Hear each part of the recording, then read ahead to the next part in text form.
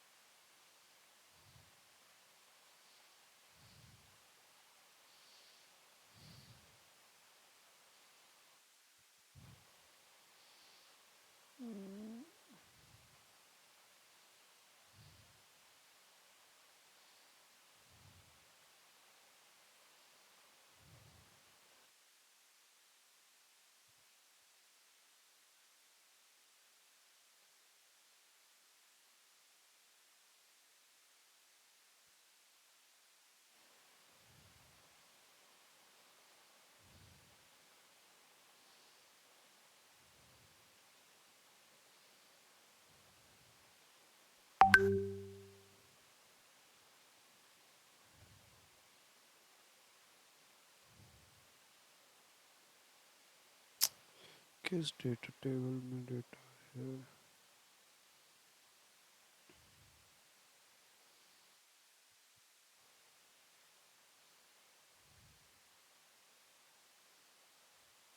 चलो इसी को उठा लेते हैं, बीबीपीएस सर्विस को। ठीक है। ओके भैया। अब हम लोग सबसे पहले तो अपने कोड में चल लेते हैं, और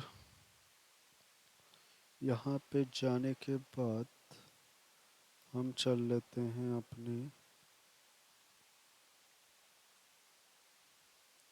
एस टी टॉक्स पे।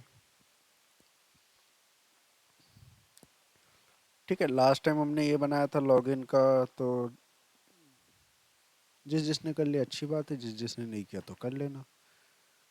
ठीक है, और कोई डाउट हो तो पूछ लेना। क्लियर?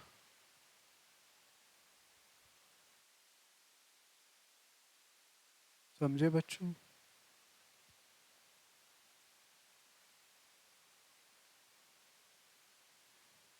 नहीं समझे? नहीं भैया एक बार और पिक कर दीजिए। मैंने बोला कि जो ये हमने जो एक्शन बना रखा है, ये एक्चुअल वही लास्ट वाली क्लास का था कि लॉगिन करने के बाद कैसे उसी बंदे का डेटा शो होगा।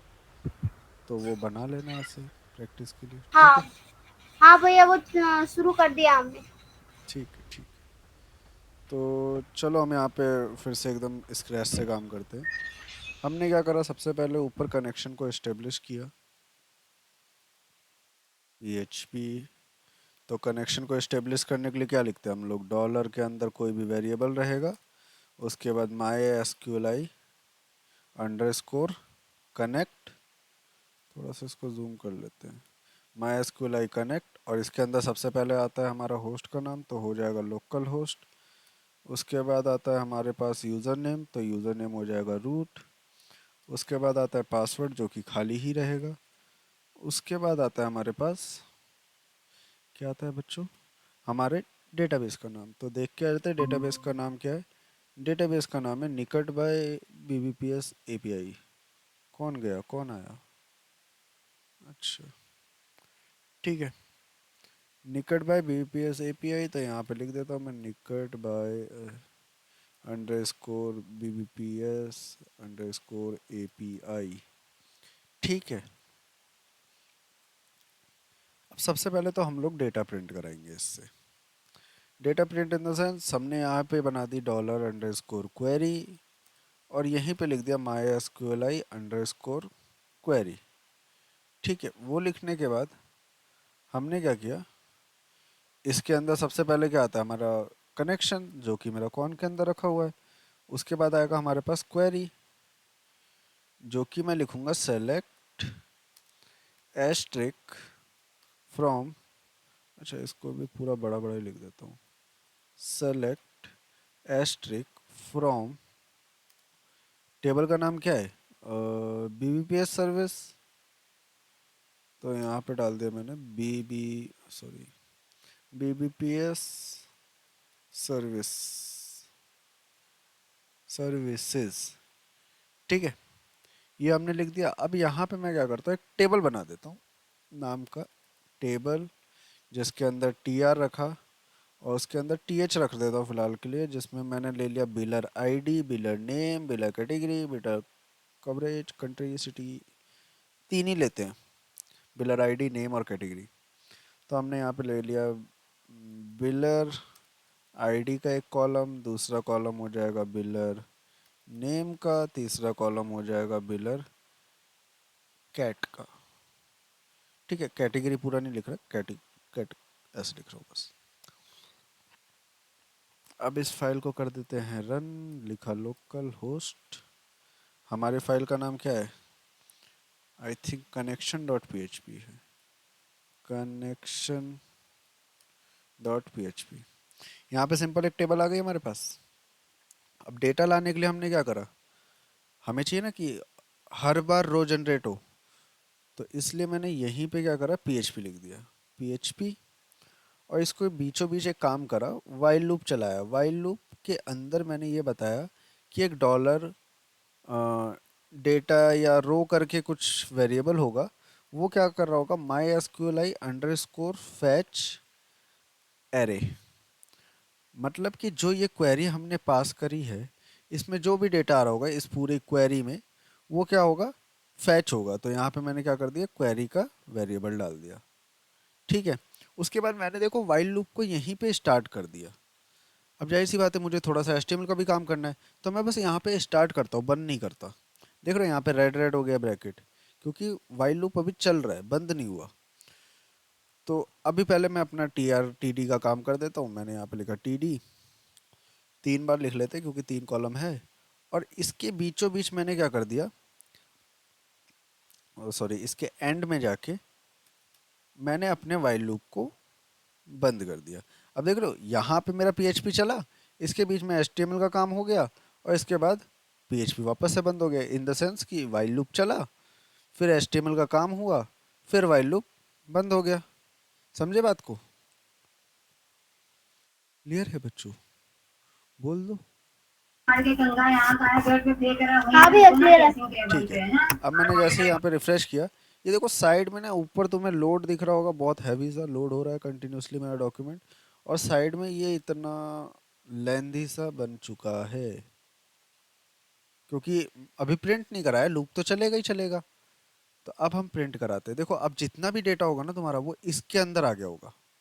ठीक है, तो अब मैं यहाँ पे लिखता हूँ पी एच पी, इसको बंद कर देते, पी एच पी एको कर दो, किसको, डॉलर रो को, और उसके अंदर देखो पूरा का पूरा एरे आ रहा होगा ना, तो एरे को तो ऐसे ही एक्सेस करते हैं। सबसे पहले हम बिलर आईडी ले रहे, तो बिलर आईडी। अब मैं B L R I D ही क्यों लिखा, क्योंकि यहाँ पे अगर मैं डेटाबेस में जाऊँगा ना, तो B L R I D ही मेरा क्या होगा, की होगा, उसके अंदर ये सारे रोज हैं, जैसे ये रो का डेटा, ये रो का डेटा, तो ये क्या होगा, एक कॉलम होगा, और यही कॉलम हम लोग हमेशा क्या करते हैं, यहाँ पे लिखते हैं। ठीक है, समझे बात को? तो अब मैं ऐसे ही बिलर आईडी हो गया, बिलर नेम हो गया, ठीक है, और उसके बाद हो जाएगा हमारे पास बिलर कैटेगरी। ये बहुत बड़ा है, इसको सेलेक्ट कैसे करूँ मैं, छोड़ो, कैटेगरी नेम। ठीक है, अब मैं तुम्हें यहाँ पे रिफ्रेश करके दिखाऊं तो एक्चुअल तुम्हारे सामने पूरा का पूरा डेटा लोड हो जाएगा। दिख रहा है, दिख रहा है? अभी थोड़ा ज़्यादा हैवी डेटा है वो, इसलिए समय ले रहा है। हमारा पूरा डेटा लोड हो चुका है।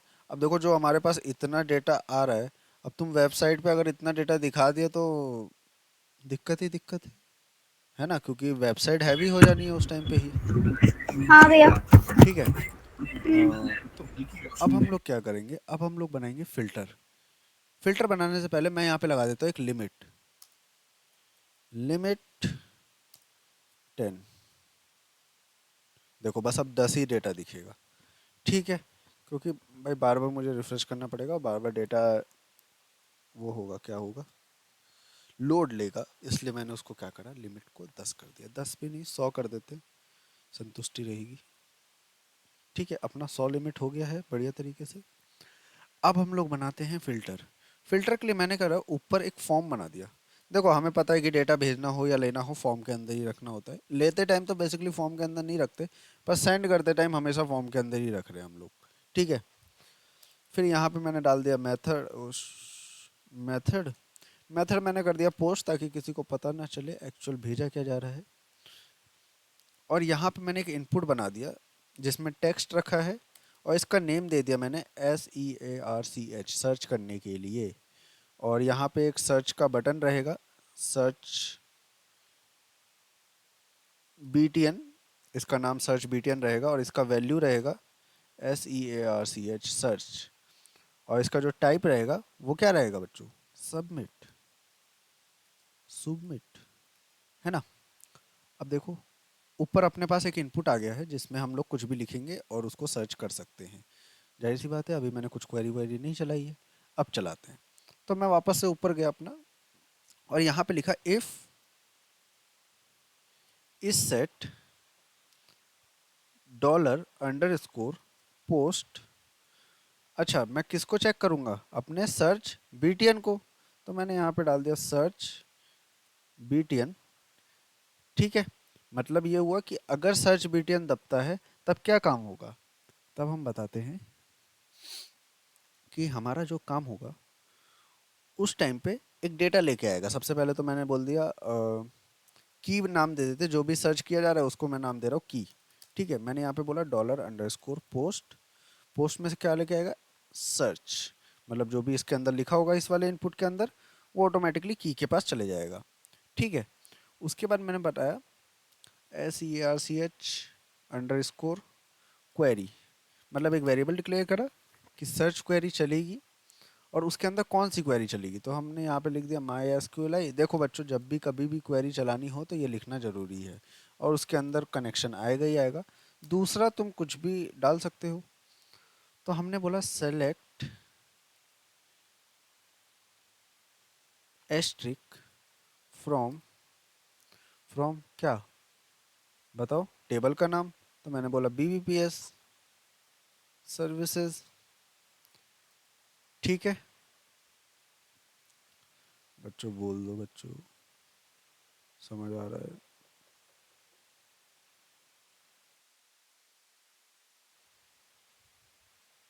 बोल दो बच्चों, समझ आ रहा है। हाँ भी। ठीक है, हाँ भैया समझ आ रहा ठीक है, है। ठीक है, ठीक है। अब उसके बाद अब हम फिल्टर जैसी चीजें बना रहे हैं, तो वेयर क्लॉज ही हमारा एक होता है जो कंडीशन लगाने का काम करता है। तो मैंने यहाँ पे लिख दिया वेयर, अब किस कॉलम में से आप फिल्टर करना चाह रहे हो। ठीक है, तो मेरा कॉलम का नाम ये रहेगा कि भाई मैं फिल्टर करना चाहता हूँ कैटेगरी वाइज, या बिलर नेम, कुछ भी रख सकते हो। तो हम बिलर नेम ले लेते हैं। मैंने बोला BL, देखो बच्चों वो वाला कॉलम का नाम लिखना जो यहाँ पे होगा। तो यहाँ पे हमारे पास कॉलम का नाम जो है वो ये है, BLR नेम। तो मैंने यहाँ पे लिख दिया BLR_नेम। ठीक है, फिर लगाया लाइक ऑपरेटर, लाइक परसेंटेज। हमने ऐसे ही लिखते थे ना कि अगर परसेंट पहले हुआ तो वो आखिरी में ए ढूंढेगा, अगर परसेंट बाद में हुआ तो वो पहले ए ढूंढेगा, है ना। तो मैंने क्या करा, दोनों साइड परसेंट लगा दिया, चाहे आगे हो या पीछे हो, वो दोनों केस में क्या करेगा, ए को ढूंढेगा ही ढूंढेगा। ठीक है, क्लियर है। हाँ भैया। चलो अब हमें ए थोड़ी ढूंढवाना है पहली बात तो। एक सेकंड, मेरा ये एरर क्यों आ रहा है? अच्छा, इसकी वजह से आ रहा है, इसको बंद कर देते हैं, चलो ठीक है। अब हमें ए थोड़ी ढूंढवाना है, हमें ढूंढवाना है की को, मतलब जो भी बंदा लिखेगा उसे ढूंढवाना है। तो मैंने इसके बीचों बीच लिख दिया डॉलर की। ठीक है बच्चों। अच्छा एक सेकंड, थोड़े से ना कोट्स मैंने उल्टे लगा दिए हैं, सिंगल कोट्स के अंदर डबल कोट्स चला रहा हूँ। तो यहाँ पे मैं क्या करता हूँ, डबल कोट बाहर लगाया और सिंगल कोट्स अंदर। ठीक है। देखो यहाँ पे थोड़ा सा ये प्रॉब्लम तुम्हें देख फेस करने को मिलेगा कि वेरिएबल जो तुम्हारे है ना वो डबल कोट्स के अंदर अगर तुम सिंगल कोट देके लगा रहे हो तो चल जाता है। पर अगर तुम क्या करते हो, बाहर डबल को सिंगल कोट लगाते हो, और कोई भी ऐसी चीज़ जो क्वेरी में सिंगल कोट या कोट्स के अंदर रहती है और उसको डबल कोट्स में लगा रहे हो, तो वो क्या करेगा, परसेंट को भी मानना स्टार्ट कर देगा। फिर आपके इस की को एक वेरिएबल नहीं मानेगा, उसको डॉलर के ई वाई ही समझेगा फिर वो। ठीक है। तो जब कभी भी क्वेरी लिख रहे हो ना तो ध्यान देना कि बाहर तुम डबल कोट्स ही रखो और अंदर सिंगल कोट्स रखो। ठीक है। ओके भैया।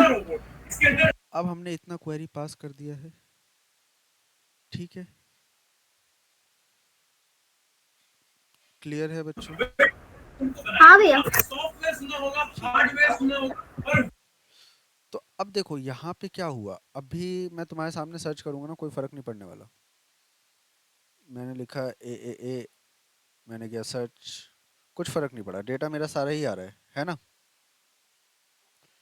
अब हम थोड़ा सा कंडीशन में मॉडिफाई करेंगे। यहाँ पे जो हमने ये प्रिंट करी है ना चीजें, इसमें हम काम करेंगे। क्या करेंगे, मैं बोलता हूँ कि इफ अगर सर्च क्वेरी चलाई जाती है, तो मैंने लिखा इफ डॉलर SEARCH क्वेरी, अगर सर्च क्वेरी एग्जीक्यूट होती है बच्चों, तो बच्चों मैं एक काम करता हूँ, ये पूरा डेटा तो तुम लोगों को आ रहा होगा समझ कि कैसे आ रहा है, तो मैं ना इसको कमेंट करता हूँ और दूसरा एक कंडीशन बनाता हूँ तुम्हारे सामने। एक सेकंड, यहाँ पे रिफ्रेश कर लेते हैं, डेटा गायब है। तो अब मैंने बोला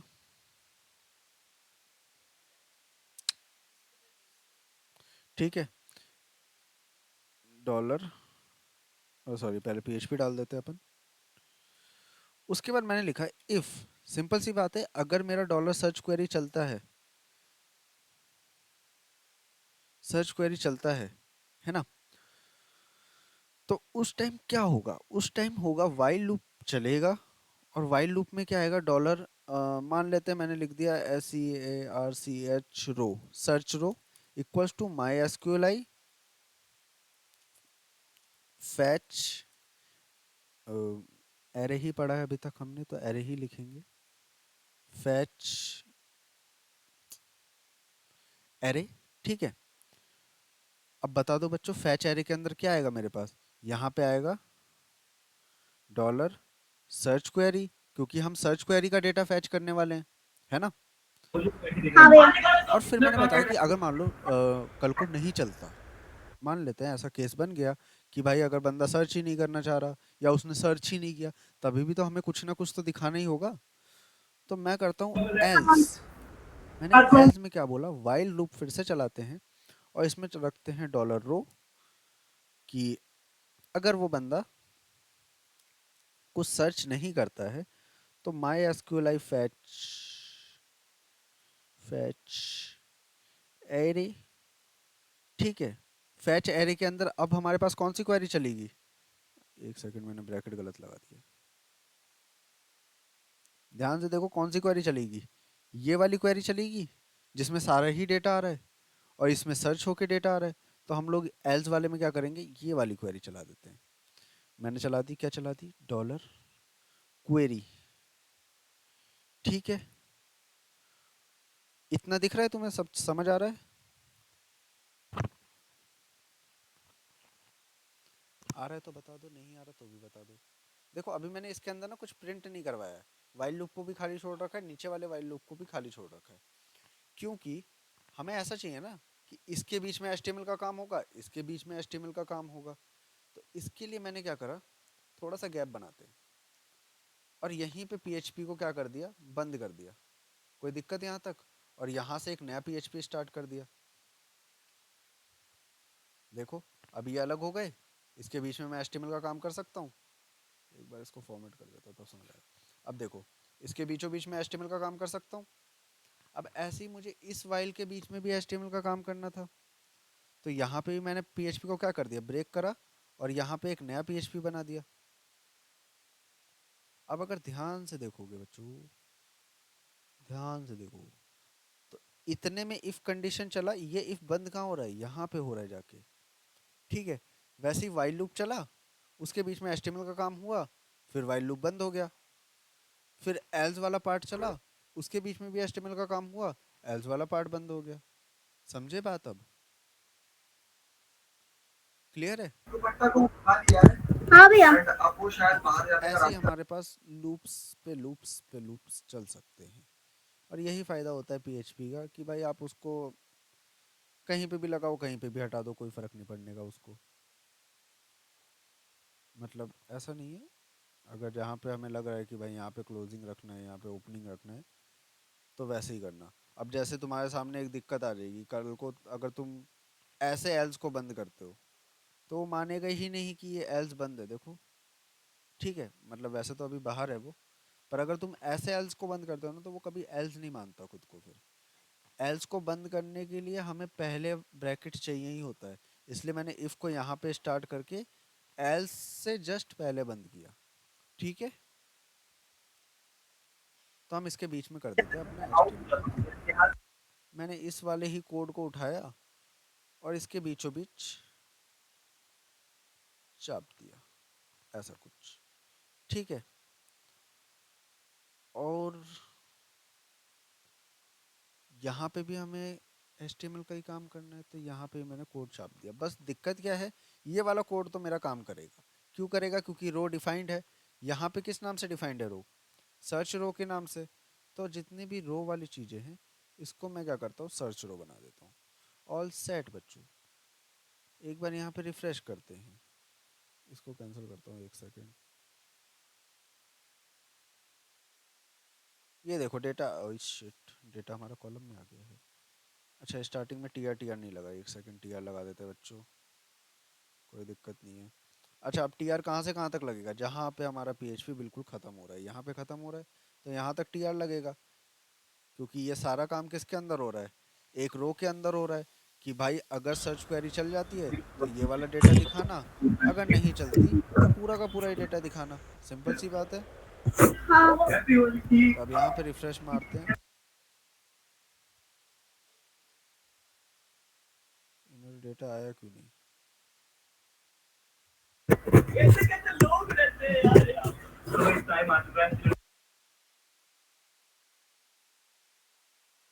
मेरा डेटा एक रो में क्यों आ रहा है? अच्छा एक सेकंड बच्चों, एक सेकंड, मैंने थोड़ा TR का ना पंगा कर दिया है, दिक्कत आ गया TR में। यहाँ पे लगाते हैं, नहीं यहाँ पे तो लगा ही नहीं सकते फिर।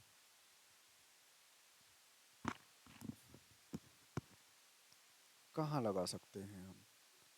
वाइल से जस्ट भैया पहले। किसी के पास तो नहीं लगा सकते? नहीं नहीं, फिर रो रो रिपीट होती चली जाएगी, वो कंटिन्यूसली एक अनएक्सपेक्टेड लूप बन जाएगा वो।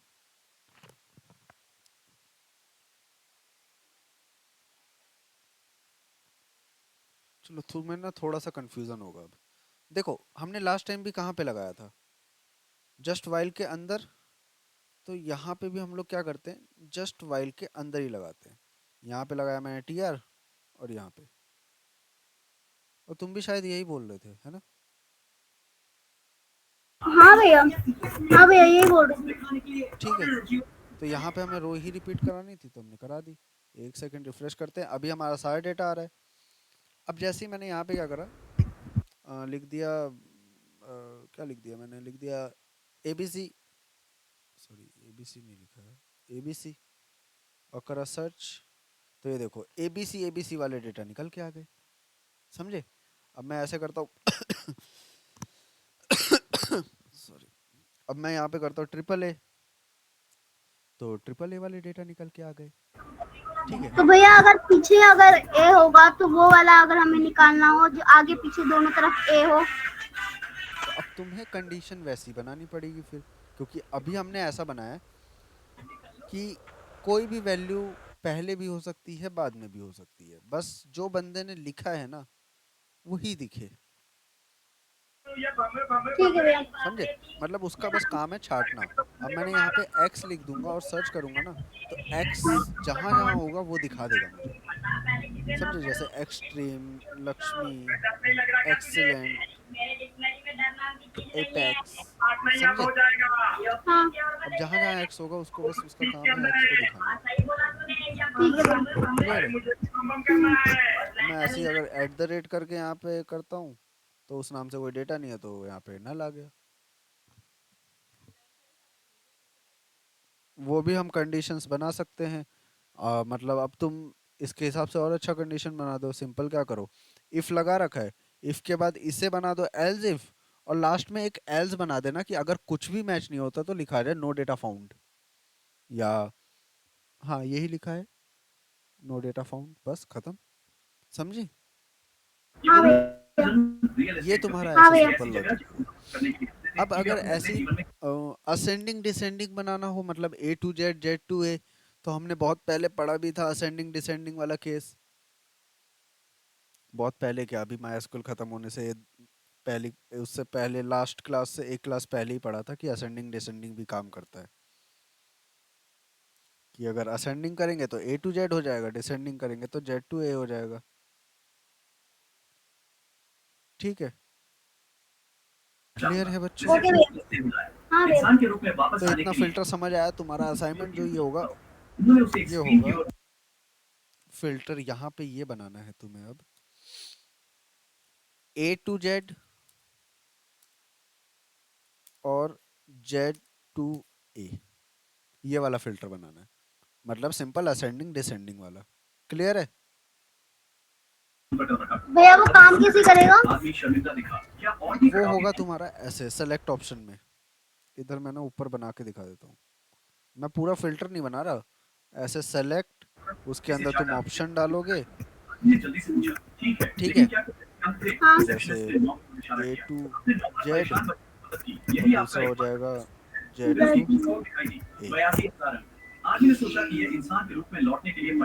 ठीक है? अब यहाँ पे ये तुम्हारा काम कर रहा होगा। अगर ए टू जेड सेलेक्ट करके यहाँ पे सबमिट दबाऊंगा, मतलब बटन भी साथ में बनाना, सबमिट हाँ। दबाऊंगा तो वो डिसेंडिंग में कन्वर्ट कर देगा, और जेड टू ए करूँगा, ए टू जेड करूँगा तो वो असेंडिंग में कर देगा। ओके भैया। समझे?